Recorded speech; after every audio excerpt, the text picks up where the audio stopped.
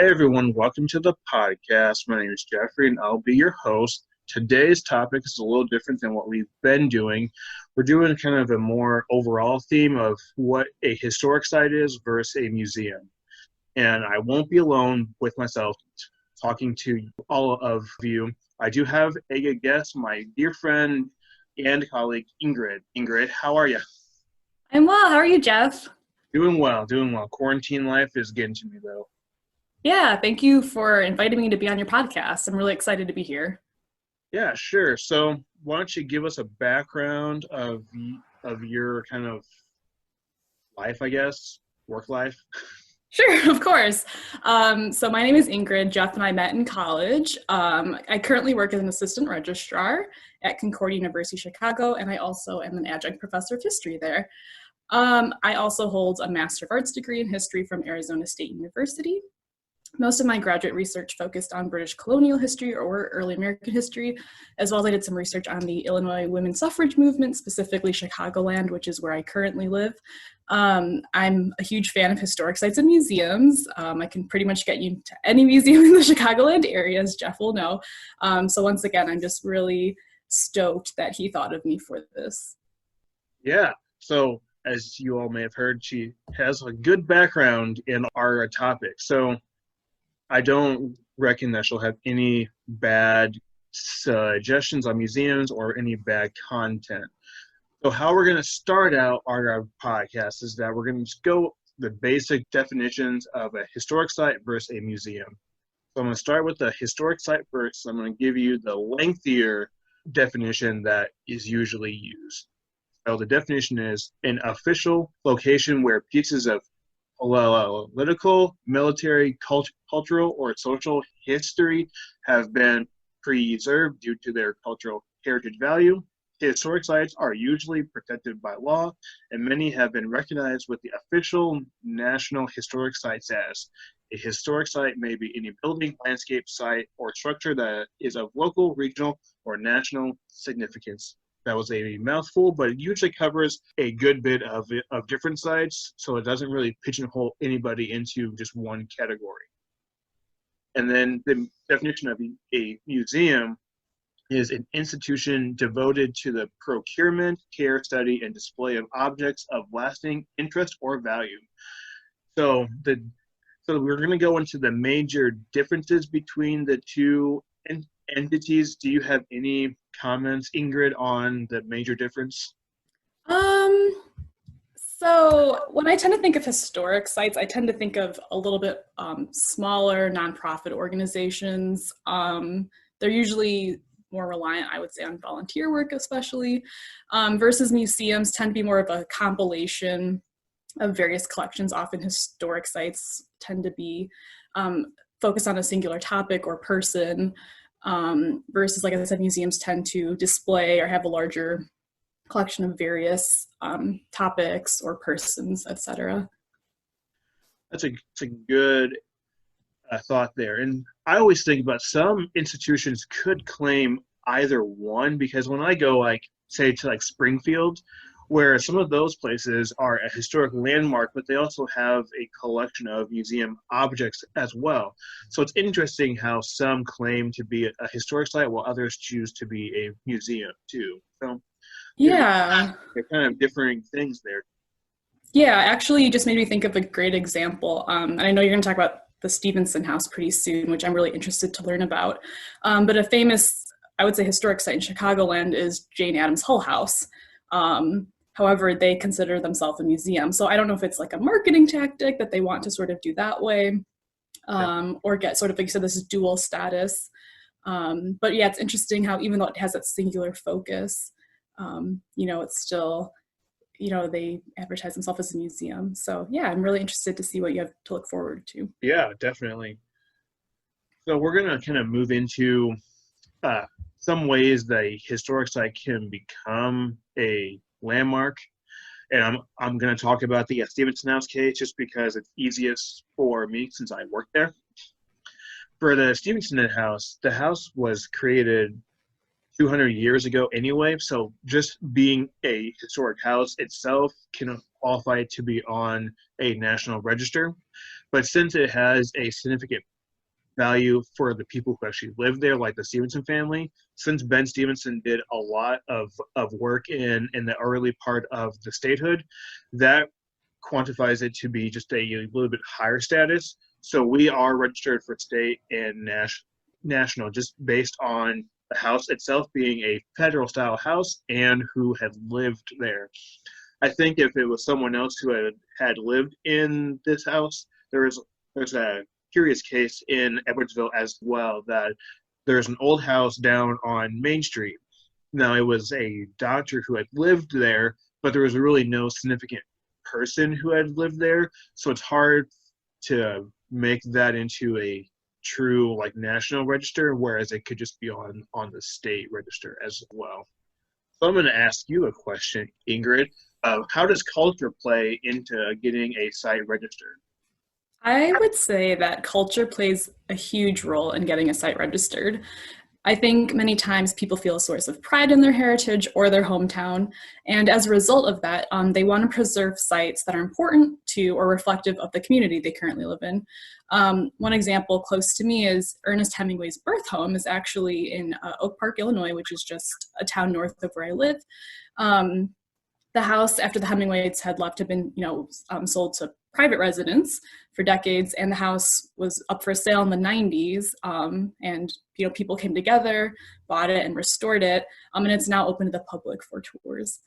So I think this sort of importance of like pride, or just the significance of the individual, as you mentioned with the Stephenson house as well, sort of preserving the history and legacy of that person.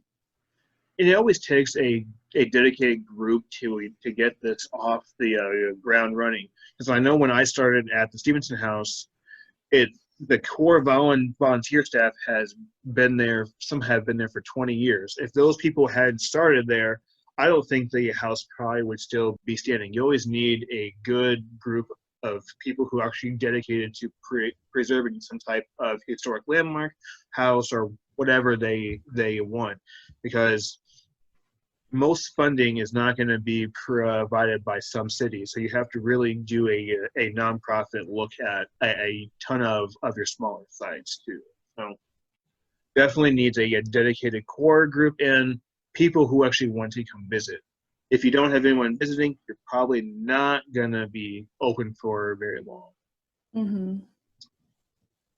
All right, so let's get into some other examples of historic sites in museums.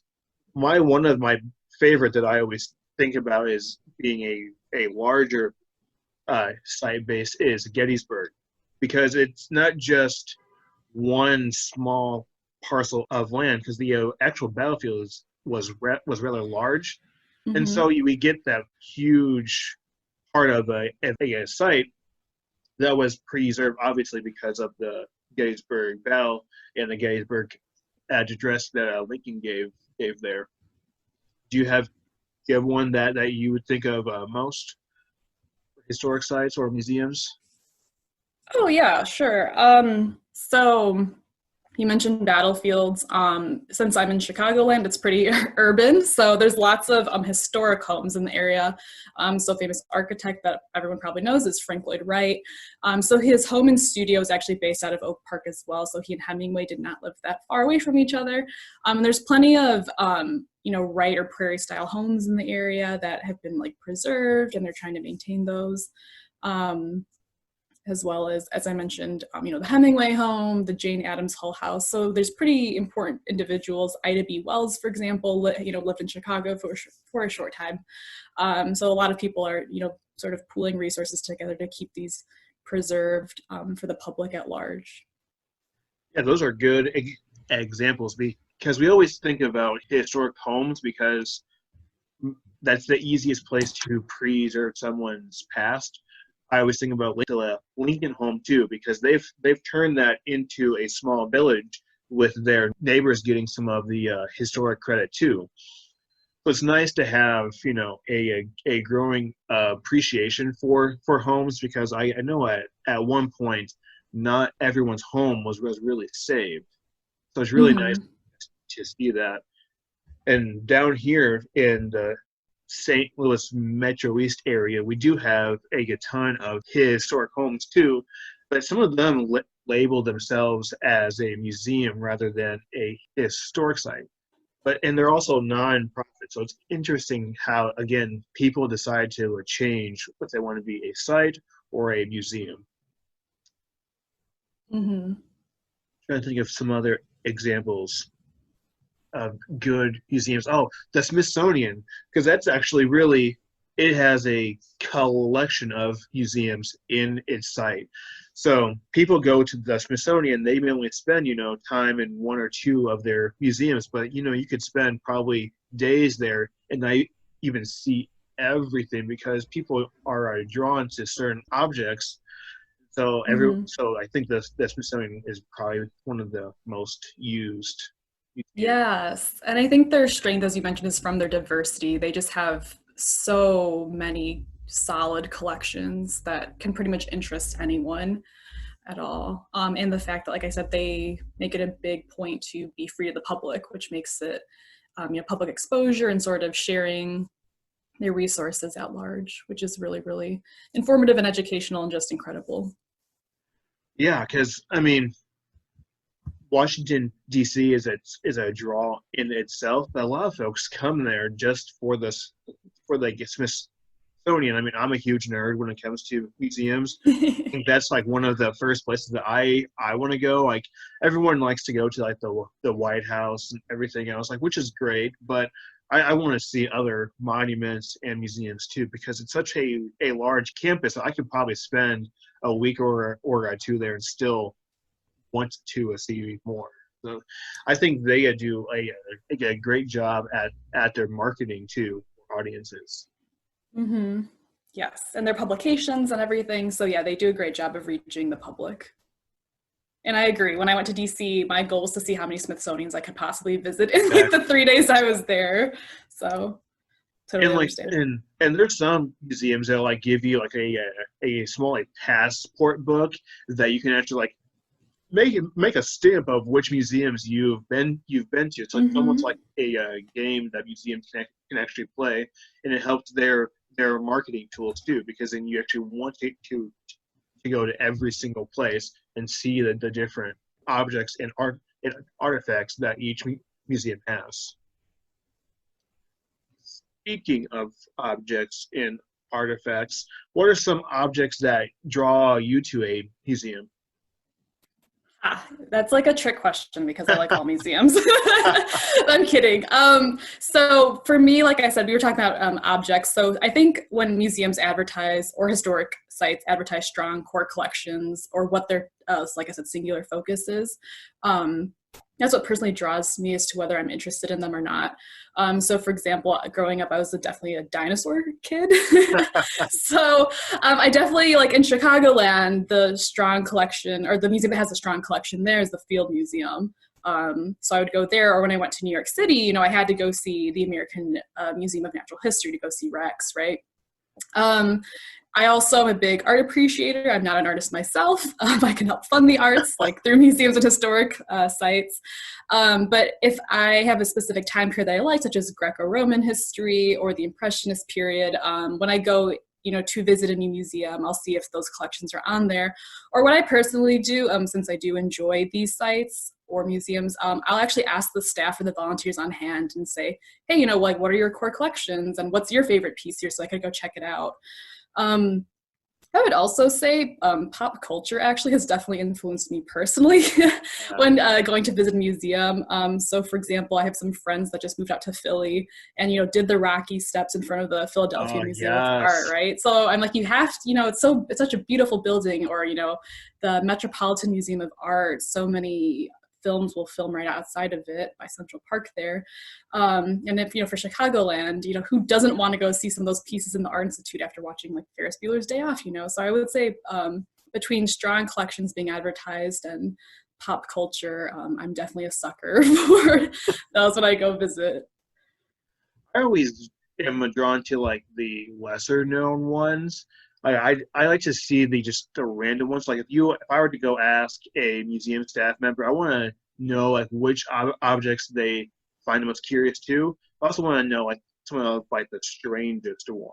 You know, I like to see things that people don't normally go and see. So whenever I'm in a bigger city, I try and just Google like random museums that may not be the biggest, but I feel like they can offer some smaller things too that people probably don't even know that's even there. They're kind of their hidden gems of the actual town. Like Yeah, that's actually a good yeah, point. Yeah, what I usually do when I go visit somewhere is I'll Google like all the museums or historic sites in the yeah, city, I and then do the I'll kind same. of vet from there, like what I find most like edifying for me personally. And like I said, just talk to the staff on hand because they might even know something that you wouldn't know. So, for example, when I visited the Hemingway house, Hemingway was born in the house that is now a museum.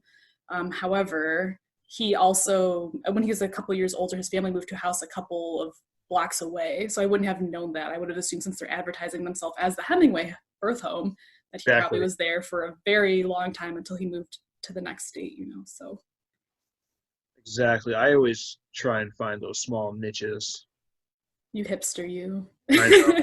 I know. We're in that age. It looks like we're getting close to the Okay. end of our podcast. So, since I actually have a guest now, we're actually going to do the guest speed round. So, I'm going to ask you just one question, and then you can give me a few answers to that question. So, the first one is that we're going to do is 5 historic sites or museums that you have visited. Oh, okay. So for sites, I actually got to see some in the Edwardsville area when you invited me to come help as you were filming your documentary. So I definitely got to see the Cahokia Courthouse, which is super awesome. And then I got to see the Stephenson home, or Stephenson house as well. And then taking a trip down memory lane, you had already mentioned this, but in college we went to the Lincoln home in Springfield, so that was fun. As for museums, and I would say this is probably one of those dual ones that you were saying. Last summer I went to Detroit and actually got to go to the Motown Museum, which was absolutely Yes, it's one of my fabulous. favorites. One of my favorites. Yeah, so it's out of the house, as you know. It's not very big, but it's run spectacularly and was just absolutely stunning. And then personally, since I live in Chicagoland, some museums I like are the Art Institute and the Field Museum, as I already mentioned. And lastly, in London, the British Museum was my favorite. You So, see, you get to travel more than I do. You get to go abroad. well, that was a long time ago, but it was quite memorable. So I'll leave it at that. So how about you? Do you have any favorite sites or museums? So I did like Motown Museum. I did get to get a chance to go down to Memphis and see where MLK was shot. Oh, that's a Um, good one. yeah, The Civil Rights this Museum. yes, the Museum in St. Louis is really good. So much And fun. then I'm going to be out of a abnormal place, but the Shed Aquarium in Chicago is also fantastic. And then let's see which other one. And then I like going down to Fort Deschartres, which is one of the first forts in the Illinois Territory and in this section that the French built. So yeah. All right, friends, we are at the end of our podcast, but this is only part 1.